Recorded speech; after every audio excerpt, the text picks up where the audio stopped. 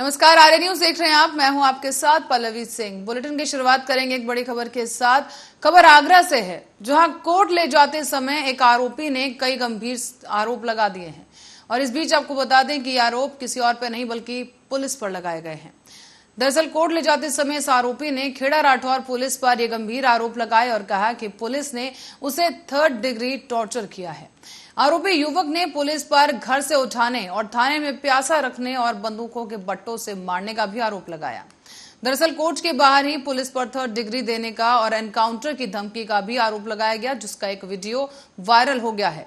Court के बाहर आरोपी युवक का लंगड़ाते हुए वीडियो भी सोशल मीडिया पर देखा जा सकता है। पुलिस महकमे में इस वीडियो के बाहर आने के बाद से हड़कंप मच गया है। इसके बाद ही इस आरोपी युवक ने कोर्ट में पेशी के दौरान न्यायाधीश से न्याय की गुहार लगाई है। और इसी आरोपी की बात को सुनने के बाद न्यायाधीश ने एक बार फिर से शख्स का मेडिकल करवाने का आदेश दिया। बता दें आपको कि पुलिस ने आर्म्स एक्ट के तहत इस युवक को कार्रवाई के लिए कोर्ट में पेश किया था। आगरा के थाना खेड़ा राठौर क्षेत्र का यह पूरा मामला है, जहां पर आप वीडियो भी साफ देख सकते हैं कि यहां पर पुलिस इस आरोपी को पेशी के लिए कोर्ट लाई है, लेकिन इस दौरान कहानी कुछ और ही निकलकर सामने आई। आरोपी का यह कहना है कि पुलिस ने उसे घर से उठाया, उसके बाद थाने ले गई और वहां पर उसे भूखा प्यासा रखा गया है। इस बीच इस शख्स के साथ पुलिस ने मारपिटाई भी की और 3rd डिग्री टॉर्चर किया है। ये उत्तर प्रदेश सरकार है, ये पुलिस ऐसा कर रही है मेरे साथ। घर से मुझे 24 घंटा पानी भी नहीं दिया। बोल। मैं मजिस्ट्रेट से गुहार लेके आया मेडिकल कराने, मेरे यहाँ बंदूक के बट दिए। कहाँ पे दिए? यहाँ पे बट दिया है। वो किस में पकड़ के लाए आपको? इसकी शकल देखो, इसका नाम इधर दिखा। कश्यप कपासिया और राजेश। इन लोगों ने मेरे को जान से मारने, उन्हें मार देंगे तेरे को। ये एनकाउंटर की बात कह रहे हैं दरोगा जी।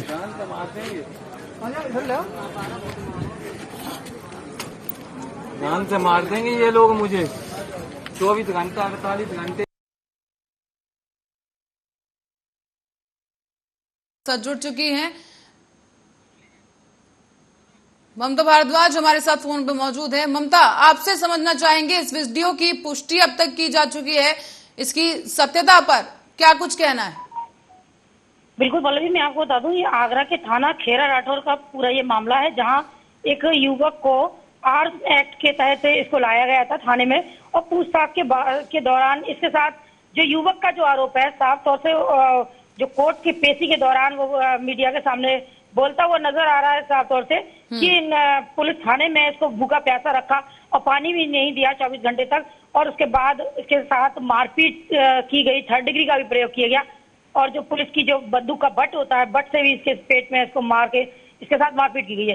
तो वहीं जब इसको कोर्ट में जब पेश किया गया न्यायाधीश से, तो न्यायाधीश ने इसकी कंडीशन को देखते हुए उसको पुनः मेडिकल के लिए भेज दिया गया है। वहीं युवक का आरोप ये भी है कि दरोगा जी के द्वारा उसको ये भी धमकी दी गई थी कि अगर कुछ बोलेगा तो तुझे एनकाउंटर भी कर दिया जाएगा 24 घंटे के अंदर। तो युवक साफ तौर से जो वीडियो में जो जिस तरह कहता हुआ दिख रहा है, उसमें वो दहशत में है युवक। और साफ तौर से देखा जा रहा है कि वो बार बार एक ही चीज कह रहा है कि ये मुझे 24 घंटे में मार देंगे। ममता, जब जिस वक्त ये आरोप पुलिस पर लगाया गया इस युवक के द्वारा, तो उस वक्त पुलिस की तरफ से क्या कुछ सफाई पेश की गई है?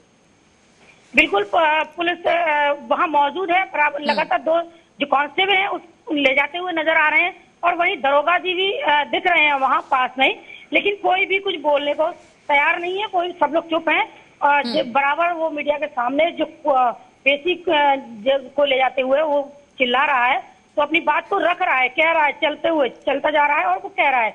लेकिन पुलिस खामोश है पूरी तरह से, कुछ भी कहने से नहीं बोल। तो ममता, जिन पुलिस वालों पर आरोप लगाया जा रहा है कि 3rd डिग्री दी, तो अब मेडिकल के लिए जो पुलिस वाले ले जा रहे हैं, क्या वो टीम बदल दी गई है न्यायाधीश की तरफ से, और क्या कुछ आदेश दिए गए? नहीं, बिल्कुल, अगर आप टीम बदलने की बात करें तो टीम तो वही है जो पेशी के लिए उनको उस युवक को ले गई थी कोर्ट में, वही टीम वहां से लेके गई है। लेकिन बराबर वो बोल रहा है, वीडियो में साफ देखा जा रहा है कि बराबर बोल रहा है कि इनके द्वारा, ये दरोगा जी हैं, दरोगा जी भी वीडियो में साफ नजर आ रहे हैं कि ये मुझे 24 घंटे में एनकाउंटर करने की उन्होंने धमकी दी है। चलिए ममता, बहुत बहुत धन्यवाद इस तमाम जानकारी के लिए। दर्शकों को बता दें कि ये एक वीडियो है जो आप देख सकते हैं कि यहाँ पुलिस एक आरोपी को यहाँ पर पकड़कर ले जा रही है, कोर्ट में पेशी है। लेकिन यहां पर इस आरोपी ने एक वीडियो शेयर किया है। इसका वीडियो सामने आया है जिसमें ये कह रहा है कि पुलिस ने इसे 3rd डिग्री टॉर्चर किया, घर से उठाया गया, भूखा प्यासा थाने में रखा गया और एनकाउंटर करने की भी धमकी इसको दी जा रही है।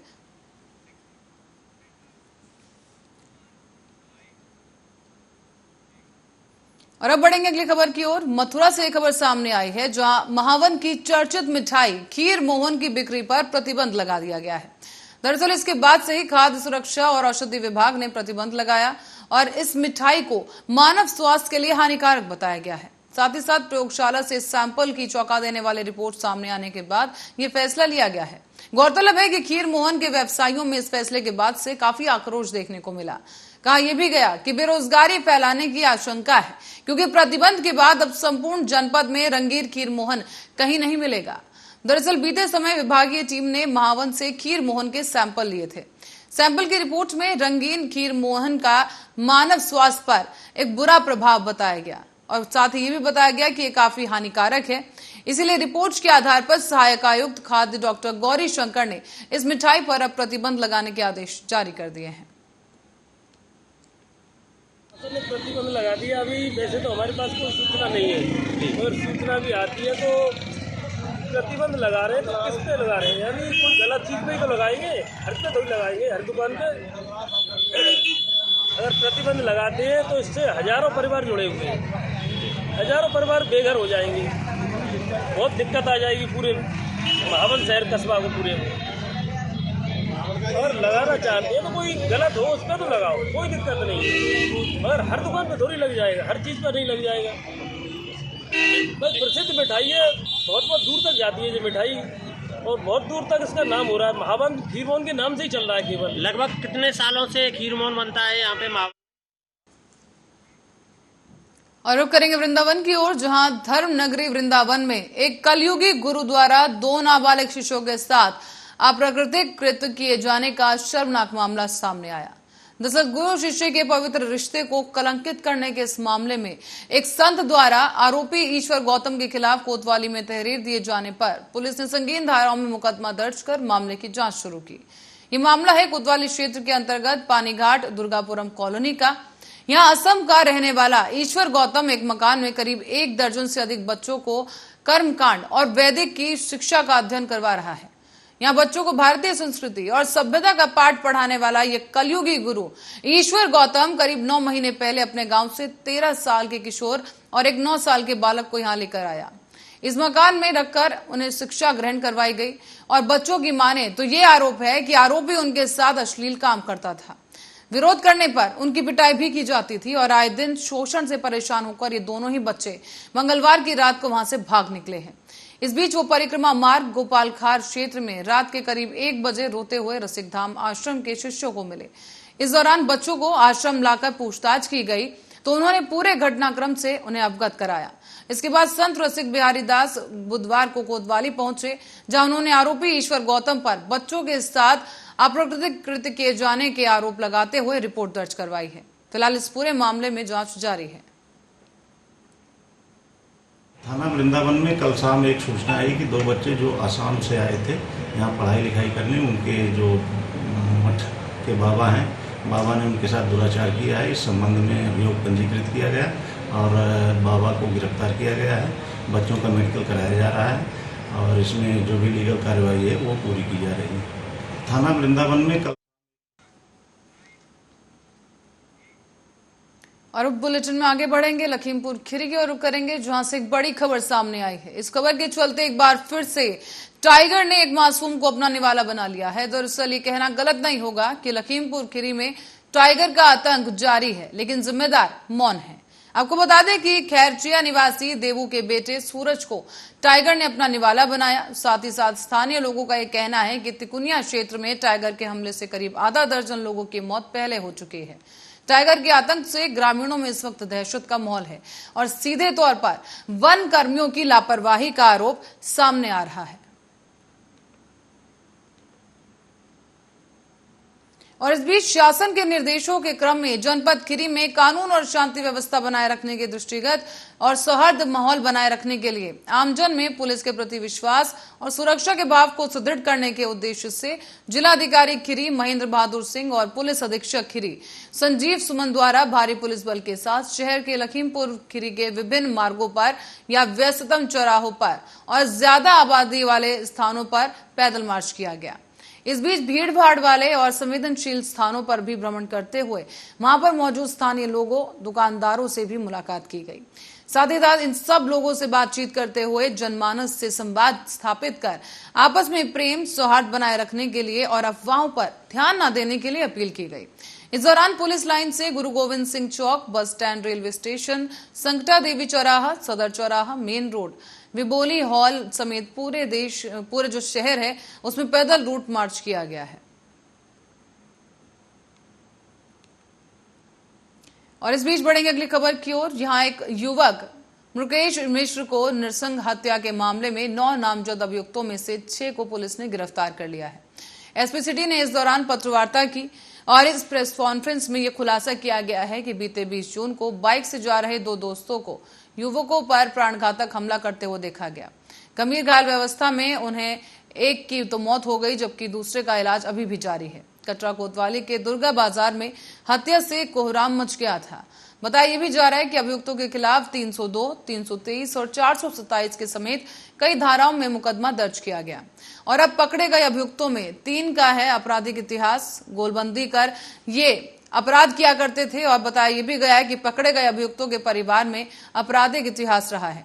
इससे पहले भी इनके बीच मारपीट में कार्रवाई की जा चुकी है और शिथिलता बरतने वाले 5 पुलिसकर्मियों के खिलाफ कार्रवाई भी की गई।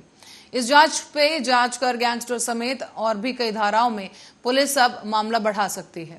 23 वर्षीय मुकेश मिश्र और विशाल शुक्ला को बाइक से जाते समय रोककर ही बीते 20 जून को युवकों द्वारा पुरानी रंजिश के चलते बगीचे में ले जाकर सामूहिक प्राणघातक हमला किया गया और उसके बाद उन्हें मरने के लिए अधमरी अवस्था में वहीं छोड़ दिया गया।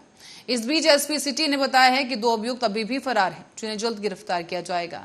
फिलहाल जांच में जो आगे सामने आया है मामला वो ये है कि आगे गैंगस्टर समेत और भी धाराएं बढ़ाई जाएंगी। इससे पहले भी हुई मारपीट के समय में उचित कार्रवाई करने में असफल रहे दरोगा को लाइन हाजिर किया गया है, जबकि एक दरोगा समेत 3 सिपाहियों के खिलाफ विभागीय जांच के आदेश जारी किए गए।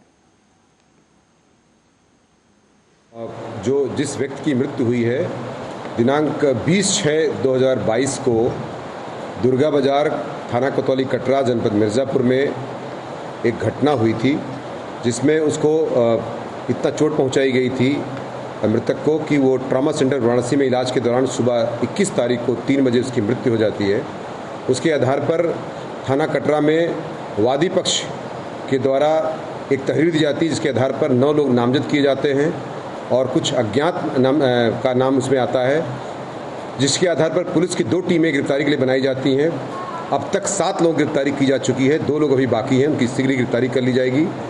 बाकी इसमें जो अब तक वजह पता चली है, इसमें चूँकि एक ही मोहल्ले के रहने वाले थे, आपस में रंजिश भी चल रही थी, एक आध बार और झगड़ा इससे पहले हुआ था जिसको लेकर के, और थोड़ा बहुत अपनी ईगो की भी लड़ाई थी जिसके मद्देनज़र ये घटना हुई थी, जिसमें पुलिस द्वारा पूर्व में निरोधात्मक कार्रवाई भी की गई है तथा इस समय इसमें सख्त से सख्त कार्रवाई की जाएगी और जो भी विधिक रूप से होगा उसमें हम विधिक रूप से सख्त। और अब खबर झारखंड से है, जहां पैकेट बंद मिक्सचर और रिंग्स कुरकुरे खाने के बाद 2 बच्चों की हालत ही में मौत हो गई है। इस घटना को लेकर झारखंड सरकार में एक मंत्री ने पीड़ित परिजनों को मुआवजा देने का आश्वासन दिया था, लेकिन अभी तक पीड़ित परिवार को किसी भी तरह की आर्थिक सहायता नहीं दी गई और अब इस मामले को लेकर सियासत भी शुरू हो गई है। राज्य के पूर्व मुख्यमंत्री और बीजेपी नेता बाबूलाल मरांडी ने सरकार पर गंभीर आरोप लगाया है। इस दौरान बाबूलाल मरांडी ने एक ट्वीट किया और कहा कि पहले झारखंड सरकार के मंत्री लातेहार में फूड पॉइजनिंग से 2 बच्चों की मौत होने के बाद मुआवजा देने का आश्वासन देते हैं, लेकिन 15 दिनों के बाद भी कोई सुध नहीं ली जाती। यहां तक कि एक परिवार और पीड़ित परिवार का दर्द बांटने के बजाय आप उन्हें ही प्रताड़ित कर रहे हैं। और इस ट्वीट के बाद से ही सियासी घमासान और भी ज्यादा तेज हो गया है।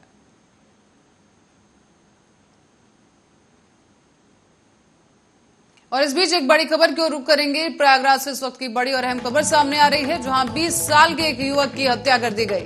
इस बीच युवक की हत्या से परिजनों का रो रो कर बुरा हाल है। मृतक का नाम अनिल यादव बताया जा रहा है, जो कि कल शाम ही कचहरा बाजार से जा रहा था अपने घर और इसी वक्त रास्ते में उसकी हत्या कर दी गई। उतराव थाना क्षेत्र के घाटमपुर गांव का यह पूरा मामला बताया जा रहा है, जहां पर संदिग्ध हालात में युवक की हत्या की गई है। हालांकि परिजनों की तरफ से अभी तक किसी पे शक नहीं जाहिर किया गया और न ही कोई सुराग आरोपियों का मिला है।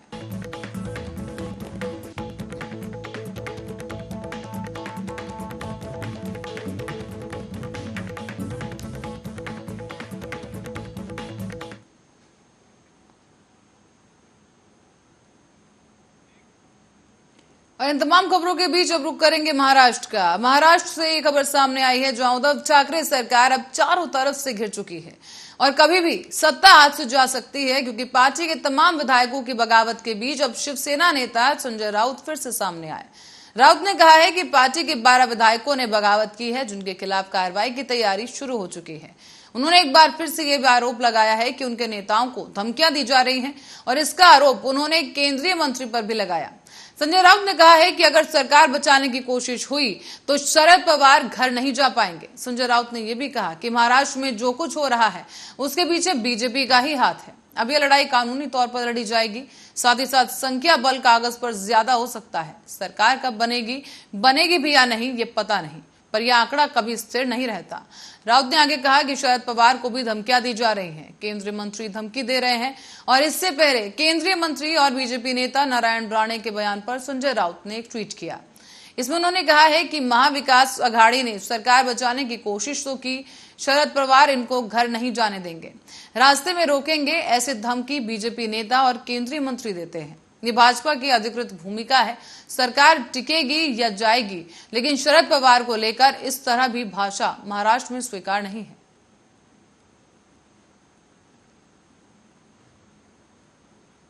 और इस बीच राष्ट्रपति चुनाव के लिए एनडीए की तरफ से द्रौपदी मुर्मू को उम्मीदवार घोषित कर दिया गया है। इसके बाद से मुर्मू अपना नामांकन भी दाखिल करने जा रही हैं और भले ही इस चुनाव के लिए विपक्ष ने यशवंत सिन्हा को अपना उम्मीदवार बनाया हो, लेकिन अगर आंकड़ों पर नजर डालें तो द्रौपदी मुर्मू का राष्ट्रपति बनना लगभग तय नजर आ रहा है। यही वजह है कि बीजेपी और पूरा एनडीए मुर्मू की जीत को लेकर पूरी तरह से आश्वस्त दिखाई दे रहा है। जहां राष्ट्रपति चुनाव के लिए वोट वैल्यू के आंकड़ों के हिसाब से देखा जाए तो एनडीए का पलड़ा भारी है। वहीं राष्ट्रपति चुनाव में लोकसभा 540 और राज्यसभा 229 सांसदों के अलावा राज्यों की विधानसभाओं के कुल 4033 विधायक वोटिंग करते हैं। इस बीच चुनाव के दौरान इन सभी जनप्रतिनिधियों के वोटों का वैल्यू निकाला जाता है। कुल वोट वैल्यू 10,78,915 है, जबकि किसी भी उम्मीदवार को बहुमत के लिए 5,39,458 चाहिए होते हैं।